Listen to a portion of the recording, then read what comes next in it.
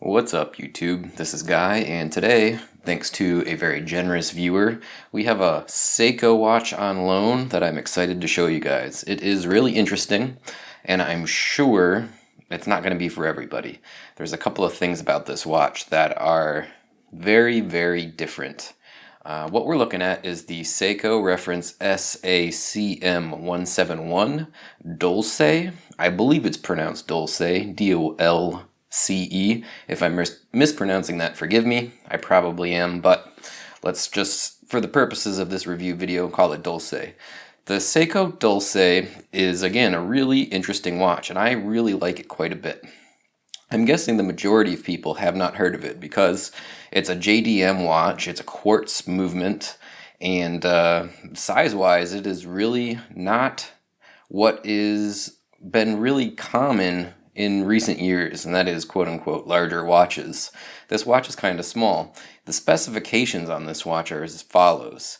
The case diameter is a diminutive 33.5 millimeters with a thickness, and I'm going to hold the watch up here to show you this, a thickness of only 5.5 millimeters. It is absolutely wafer thin. It's so thin my camera looks like it's having trouble even focusing on it. The lug width on my calipers comes in at 17 millimeters, and lug to lug from the top to the bottom of the watch, we have a measurement of 39 millimeters. The other basic specs and features about this watch. It does have an anti-reflective coated sapphire crystal. It is reflective coated on the underside, not on both sides, so you don't have to risk scratching up the AR coating on the top side of this watch, like you would on some other watches. We do have a stainless steel case, but it is coated with the DiaShield or DiaShield Seiko material, so it should be much more scratch resistant. And I mean, to be perfectly honest, on this little tiny case, there's not a whole lot of surface area to scratch, but nevertheless, they went ahead and put that DiaShield coating on this stainless steel case. It is moderately water resistant at 30 meters, and the crown has this little kind of onyx insert, which is, I guess, an interesting little touch. Again, this is a battery-powered quartz movement. It is the caliber 8J41. Interesting information about that 8J41 movement is, first of all, a 3-year battery life. And the really cool thing in it about this movement, well, there's two really cool things about this watch, depending on your perspective. First cool thing is the size. Again, it is a little tiny watch. And if you are the type of person that has been saying, God dang it, why are manufacturers cranking out all of these gigantic watches every single year? This might be the watch for you. Number two, this quartz movement is accurate at plus or minus 10 seconds per year. It is super hyper accurate.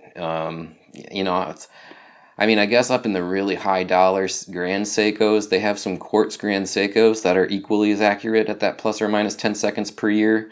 But at the price point that this watch comes in at, which is, by the way, around 50,000 Japanese yen, which converts to roughly, $440 US.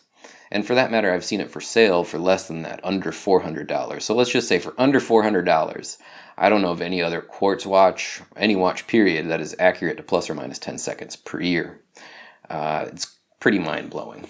Now, this watch does come on a crocodile or caiman leather strap. The person that loaned it to me did not send it on that strap. This is just an aftermarket strap that they put on the watch. Looks like it's a De Beers strap.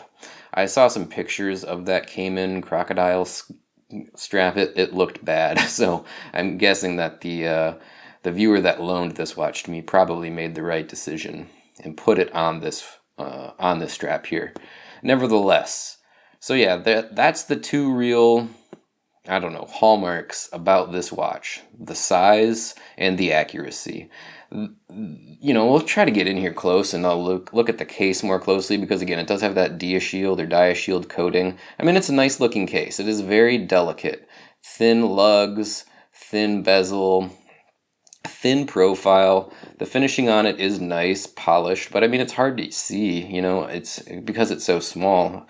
My camera's even having trouble focusing on it, but it's really well done. All of the edges are nice and beveled, they're dehorned, there's no harsh edges. Interesting thing about this case is you can see there on the side profile, it has drilled lugs, which is not something that you typically see on what is arguably a dress watch, right? I mean, this is a dress watch. What else would you use it for?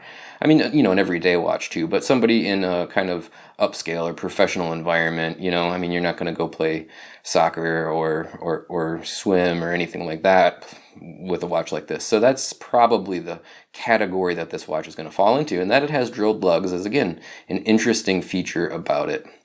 Here's the other side of the case, along with that onyx inlaid crown. Yeah, I'm not crazy about that particular feature. But, you know, there it is. The crown is teeny tiny. Maybe a little bit difficult to manipulate, but it's not bad. It's doable. The back side of the case is relatively plain. It's not completely naked, but it's not decorated by any stretch of the imagination. Seiko, water resist, stainless steel, made in Japan, blah, blah, blah.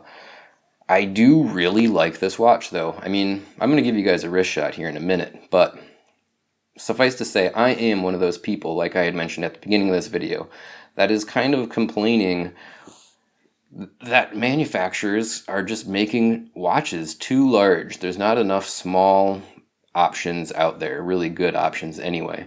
Now, this might be flirting with too small at 33.5 millimeters in diameter with a, you know, wafer thin thickness of 5.5, but super comfortable. And I wore it around a little bit around the house here while I've had it. I don't mind the size. I don't think it's too small. Generally speaking, I probably would prefer a 36 millimeter watch when I'm saying I want a smaller watch. My sweet spot is between 36 and 38 millimeters for everything but dive watches. Dive watches, I don't mind if they go up to 40, 42, maybe even up to 44.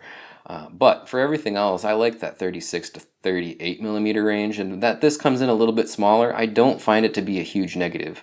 And I really am pretty impressed and downright enthusiastic about the accuracy. One thing I do love about watches in general is when they're accurate, and this watch is extremely accurate. We'll take a closer look at the dial here. It's a really plain, basic dial. The color is kind of a parchment, almost white. It's not a linen dial, but it's got, if we get in really close here, it's got a little bit of a kind of like a linen texture maybe, or like I said, I might call it parchment. The markers are all nice, polished, applied stainless steel markers with those really attractive double-faceted stainless steel sword hands. The second hand is just a very thin, needle-like second hand. And if you look at the alignment of the second hand, I mean, it is dead nuts accurate. Every time it ticks over, it is right on the index or the indice. So, you know, that's nice. Quartz watches, often cheaper ones anyway, and this isn't really cheap, but lower priced quartz watches, their second hands rarely index perfectly with the minute markers, or second markers in this case, I guess. This one does really good, and I mean, it kind of, you know, depending on the angle I'm holding it, it might look like it's a little bit off, but to my eyes in person, it indexes with those markers perfectly. You know, there's not much else going on the dial. The Seiko logo and that Dolce on the bottom side. Down at the very bottom, you have the Japan text with that movement indicate or delineation, which was the 8J41. And then a little chapter ring with just, you know, little dots basically for each second. It's nothing extremely complicated. It's very simple, very conservative, very understated, and in my opinion, very attractive. Now, I'll show you, just so you can see, because, I mean, we're so zoomed in here, there's probably going to be an issue with scale. So here is a watch that I'm sure you're familiar with. I'm going to pull it off my wrist. Most people know this watch. It is, of course, the SKX009. And if you look at them side by side, maybe if I hold them up a little straighter, you can kind of see the difference in sizes. The SKX, of course, has a case diameter of what? 43 millimeters, if I'm not mistaken. I don't remember off the top of my head now. But, I mean, it's not like it's super small compared to that. And the SKX is kind of a decent sized watch. But anyway, I thought it would be good to see something side by side for scale and comparison.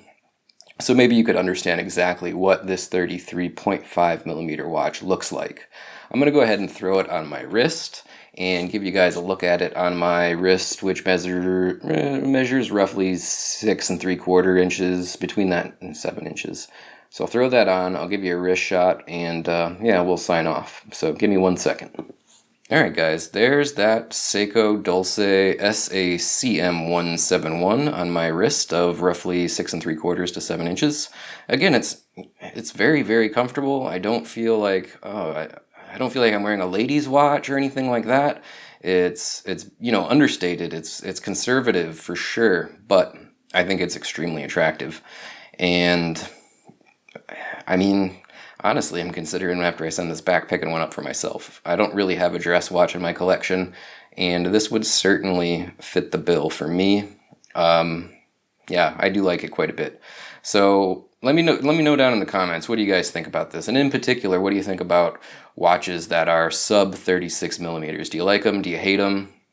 Quartz watches, what do you think about a quartz watch that keeps time to plus or minus 10 seconds per year? I know there's a lot of people that'll say, I'll never own a quartz watch, it's automatic for me, blah, blah, blah. I mean, this thing is accurate. 3-year battery life, plus or minus 10 seconds per year. I don't know. I can't say anything bad about that. So there we have it, guys. I appreciate you tuning in. Down in the comments, again, let me know what you think, and I'll be back later this week with another watch review. Bye now.